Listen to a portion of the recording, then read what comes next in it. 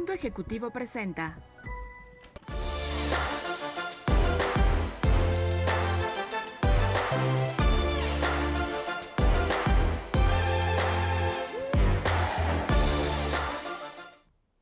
Amigos, bienvenidos a un programa más de 18 minutos, un programa de innovación, de nuevas tendencias, de transformación digital, de economía, en fin, de las mejores herramientas para que ustedes tomen las mejores decisiones en sus negocios. Yo soy Francisco Rodríguez Aguirre, presidente de Smart Speakers, el principal buró de conferencistas de Latinoamérica, y me acompaña mi amigo Ricardo. Querido Francisco, un placer, una vez más, feliz de estar aquí con ustedes, con grandes invitados, grandes temas. Y hoy no va a ser la excepción, Francisco, así que, pues, manos a la obra. Hoy nos acompaña un invitado de lujo, uno de los mexicanos más prominentes que hemos tenido, que yo creo que, sin temor a equivocarme, es el que ha ocupado puestos internacionales más importantes. Él es José Ángel Gurría. Él fue exsecretario general de la Organización para la Cooperación y el Desarrollo Económico, la OCDE, durante 15 años. Esta es una organización que agrupa a los 38 países cuya misión es diseñar mejores políticas para una vida mejor. También fue el primer secretario de Hacienda de México después de 30 años que al terminar un periodo de un presidente no tuviera crisis. Eso fue en la administración de Cedillo, ¿eh? Así es. Y además... Y crecimos al 7%. Sí. Imagínense, creció al 7%. Ese último año que esperemos que se pueda volver a lograr en algún tiempo futuro, ¿no? Y pues bueno, pues muchas gracias por acompañarnos, José Ángel. Gracias, Ángel, por aceptar la entrevista. Y esto, pues vamos a comenzar con lo mismo. Un agradecimiento otra vez porque estar contigo aquí es un placer. Gracias. Mucha experiencia. Y hablando de lo mismo, Ángel, ¿cómo es que un mexicano, un latino, en tu experiencia, llega a ser presidente, secretario de la OCDE? ¿Qué es lo que pasó? ¿Cuál fue tu historia? Cuéntanos ahí. Pues fue como una gran travesura, porque el hecho de que un mexicano, país en desarrollo, se hiciera cargo de la organización de los países más desarrollados del mundo, la OCDE, no dejó de tener un cierto sentido de paradoja, claro. Pero la verdad es que México ya era miembro. A México le contó de manera muy importante lo del NAFTA. Y por otro lado, pues porque había 5 otros candidatos de países desarrollados en todos los casos.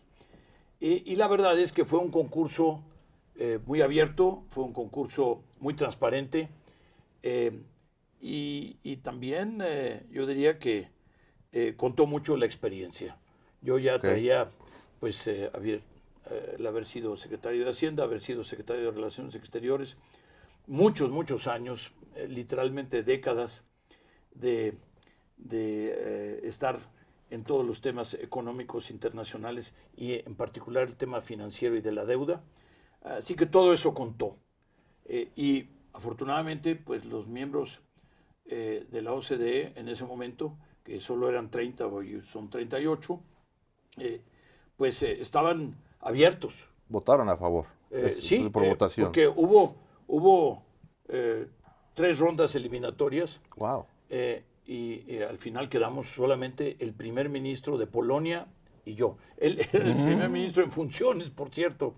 O sea que tenía alguna ventaja comparativa. Y la verdad es que fue muy abierto el proceso, fue muy transparente y finalmente yo creo que también consideraron que se necesitaba pues una generación de refresco. Claro, un refresh. Que había que abrir a estos nuevos países.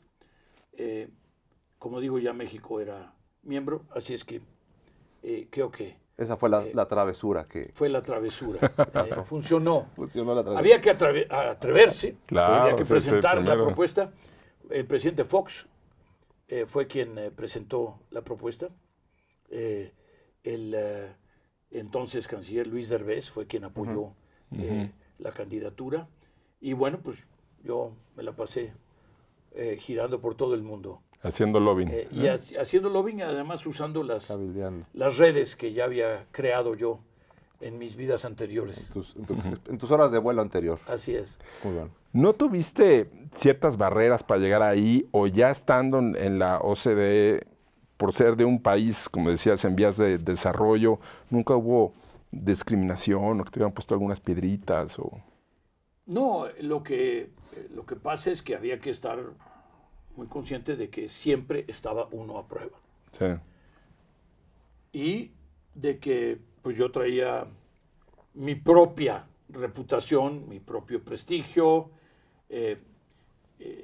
pero también el de México. Claro. Porque pues sí, finalmente una vez que tomaron la decisión, fue un poco un signo de interrogación y ahora qué va a pasar. Sí. ¿No? Sí. Seleccionamos a un mexicano, sonaba bien, parecía bien, Sí. contestaba bien las preguntas, en fin, pero vamos a ver ahora qué tanta capacidad tiene para manejar no solo una organización, sino también estar en contacto con todo el liderazgo. con Los todos presidentes. Los líderes, presidentes, primeros ministros, Sí. Claro. ministros, etcétera, de los países miembros. Entonces, finalmente, ¿qué fueron 15 años? Todo este tiempo de esta Fueron 15 travesura. años, fueron 3 mandatos de 5 años. Ok. Me eligieron la primera vez y después me reeligieron 2 veces. Nada más esa travesura duró 15 años, por eso. Nada más 15 años. Dice Ángel que es una travesura, pues sí, es una travesura de 15 años, ¿no? Sí, una travesura de 15 años y yo te diría que prácticamente lo más difícil fue decidir si me presentaba yo otra vez o no me presentaba otra vez para un cuarto mandato. Y ahí fue definitiva mi esposa porque me dijo, bueno, ¿y tú cómo te sientes? Claro. Yo le dije, pues me siento excelente, impecable, en plena forma, etcétera. Me dijo, entonces es buen momento para regresarnos a México. Estuvo bueno, ¿eh? A contrario censo de lo que yo hubiera esperado que Oye, le y hay que contestara escuchar ella. a la mujer siempre. No, ¿eh? no, absolutamente. La Absolutamente. familia y la esposa siempre es un soporte muy importante en todo esto. Y Ella qué bueno que puso. interrumpió su carrera de oftalmología, ella era directora del Instituto de Medicina para los Ojos para pobres, nada más para pobres. Ok. 350,000 pacientes al año atendían en el Hospital de la Luz. Ah, sí. Y resulta que pues ella interrumpió su carrera Por ceder el ser tiempo, claro. directora, terminó, la hubieran reelegido para otro periodo, para otro mandato, y sin embargo escogió acompañarme en París, acompañarme en esta aventura que fue lo de la OCDE. Oye, Ángel, hablas de un tema bien importante y previo al programa, amigos, estamos hablando de liderazgo, porque para nosotros eres un líder a lo largo de todos estos años. Yo tengo 50 y cuando yo escuchaba hablar de Ángel Gurría ya era como las grandes ligas, ¿no? Y escucharte manejar con líderes, decir, oye, pues ya llegué al puesto, pero ahora la ejecución es lo importante. ¿Cómo lidiabas con tantos presidentes, líderes mundiales? ¿Cómo hacías ese balance? Y más viniendo de digamos, México, latino, hispano, ¿qué truco usaste? Lo importante para abrir todas las puertas era la sustancia. Los técnicos, los maravillosos técnicos de la OCDE, 4,000 empleados más o menos, generan una gran cantidad de iniciativas de información, en primer lugar, de estadísticas, las comparaciones, uno puede llegar a conclusiones solamente con ver los números, pero también de propuestas. Y esas propuestas, cuando se presentan en el G7, en el G20, cuando se presentan en Naciones Unidas, cuando se presentan dentro de los propios miembros de la OCDE, originalmente 30, como mencionaba yo, y hoy 38, con, por cierto, 6 países más por integrarse. Sí. están por integrarse. De ellos 3 latinoamericanos, Argentina, Brasil y Perú, junto con... Chile también nos decías, ¿no? No, Chile ya es Ya miembro. está, ah. Sí, Chile ya es miembro. Son miembros hoy México, en el orden de aparición, después Chile, después Colombia y después Costa Rica. Ok. Entonces hay estos 3 que están pendientes, junto con otros 3 europeos, que son Bulgaria, Croacia y Rumanía, que también entrarían junto con estos Con 3 estos nuevos integrantes. latinoamericanos, que son los 6 candidatos nuevos. Y pues la sustancia es lo que convence y lo que abre las puertas con los líderes, con los ministros. La sustancia, el entender cuál es el problema que está pasando un líder y cuáles son sus principales preocupaciones, porque hay ciertos temas que son pues universales, que les interesan a todos. La educación, sí.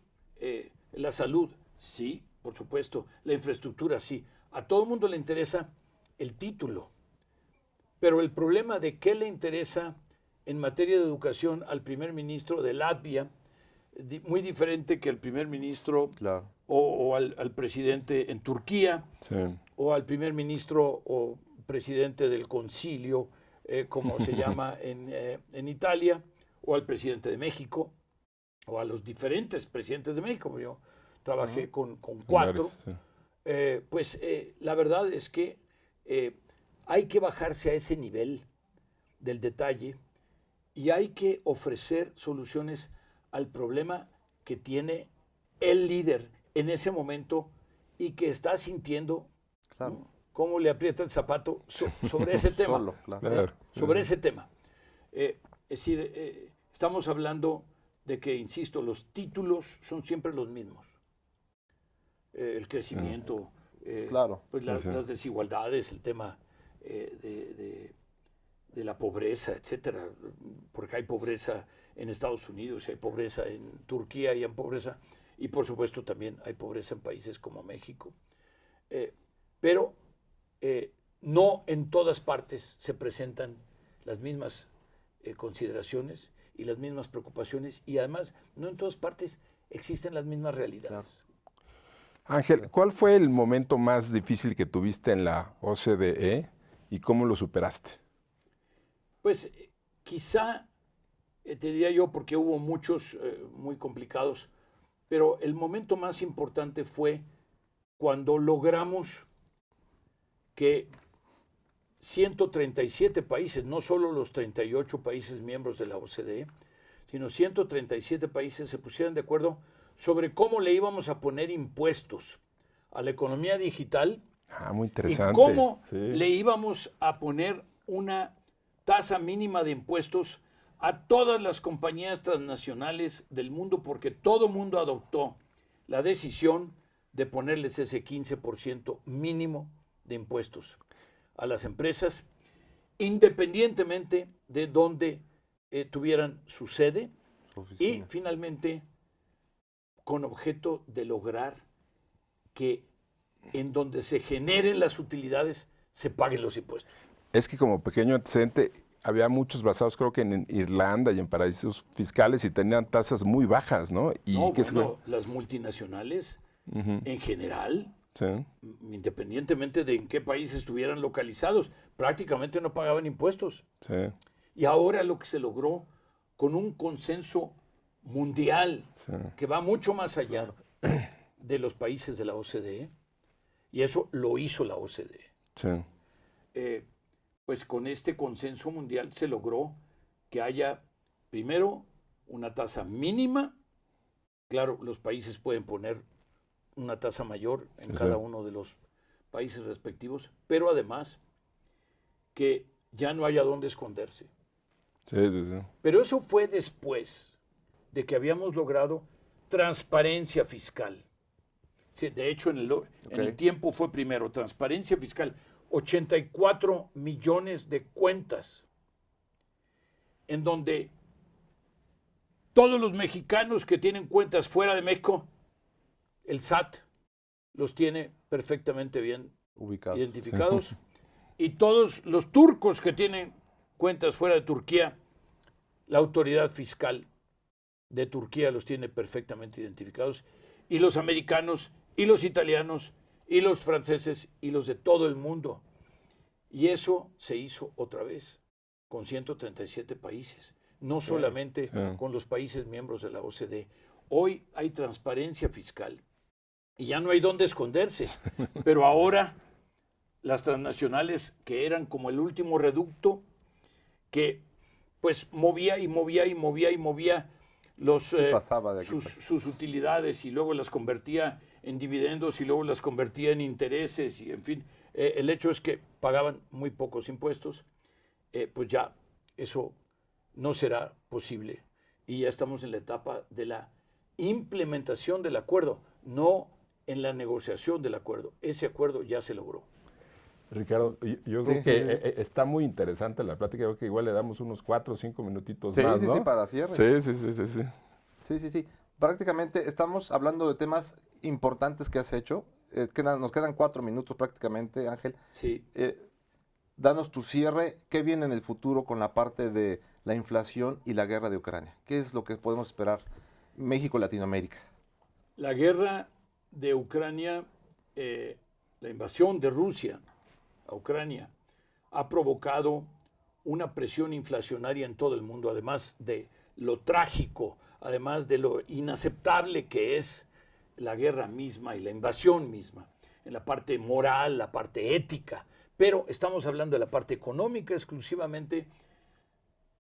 Gran inflación en materia de energía, gran inflación en materia de comida, gran inflación en materia de ciertos metales y por lo tanto una respuesta de los bancos centrales que suben las tasas de interés con objeto de acompañar el aumento de la inflación. Y el tema es que no vayan los bancos centrales a apretar tanto que paren la economía y entonces entremos en una recesión. Okay. Se habla ya de esta posibilidad. Yo en lo personal creo que no llegaremos a una recesión, y lo que sí se dice, generalmente aceptado hoy, es que si hubiera una recesión, sería una recesión que no sería ni muy profunda ni muy prolongada. Sería una pausa corta en realidad todo este movimiento. Así es, una pausa corta. Idealmente yo espero que no lleguemos. Ángel, ¿nos puedes platicar de alguna anécdota que hayas tenido? Digo, convivías con todos estos líderes, primeros ministros, presidentes. ¿Alguna buena, mala, chistosa? Sí, alguna interesante, ¿no? Mira, les platico una experiencia que tuve. Resulta que estaba yo en San Petersburgo en una reunión del G20 y de repente estábamos todos caminando por los jardines, los palacios ahí, y de repente se detiene un carro eléctrico y me dice Vladimir Putin que por favor me suba yo en la parte de atrás, en donde había un guardaespaldas muy corpulento a quien le pidió que por favor saliera del carrito, y entonces ya me senté yo ahí.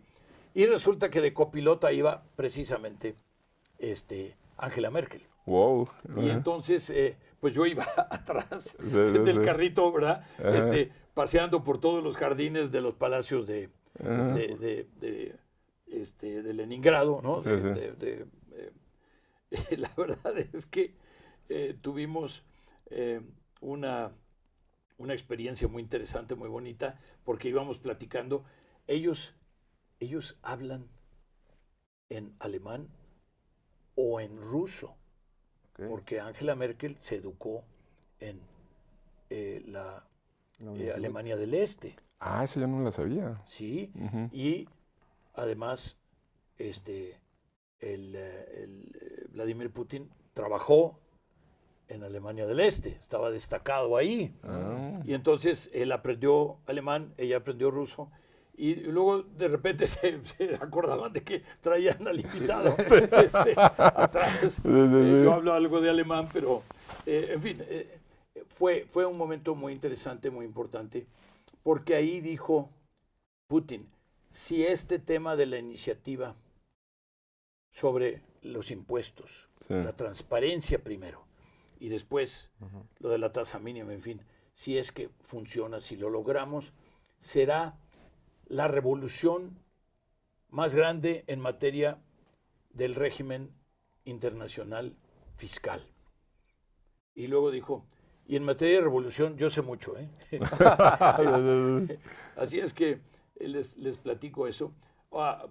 Angela Merkel fue una gente admirable, era la única que estaba cuando yo llegué y la única que ahí seguía cuando yo me fui. Continuidad. De los miembros de la OCDE, porque ella estuvo 16 años, yo estuve 15 y ella estuvo 16 años. Yo salí en junio, ella salió en septiembre, pero pues una mujer admirable realmente desde todos los puntos de vista, desde su formación hasta su conducción como jefe de Estado y de gobierno. Me gustaría hacerle la última, ya sé que nos pasamos, pero... No, adelante, por favor, mi querido Francisco. Cuando había controversia, ¿no?, de dos grandes líderes por temas opuestos, ¿cómo manejabas esas situaciones ahí en la OCDE? La verdad es que las controversias, las diferencias, las grandes diferencias se ven venir. Sí. Las identifica uno desde antes. Sí. Y las posiciones políticas, estamos hablando aquí de conciliación política, Sí. Se saben, se conocen y se empiezan a trabajar desde antes de que vengan los líderes políticos a decir sus discursos.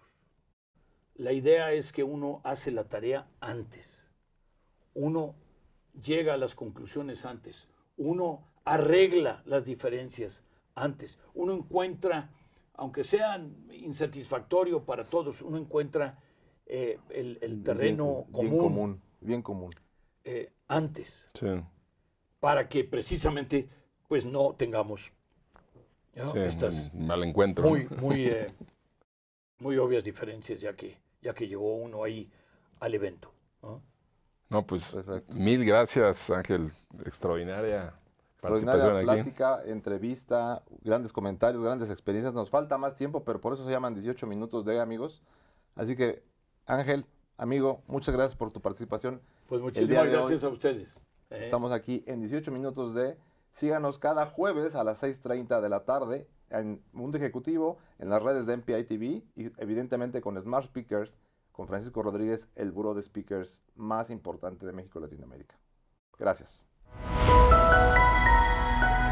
Mundo Ejecutivo presentó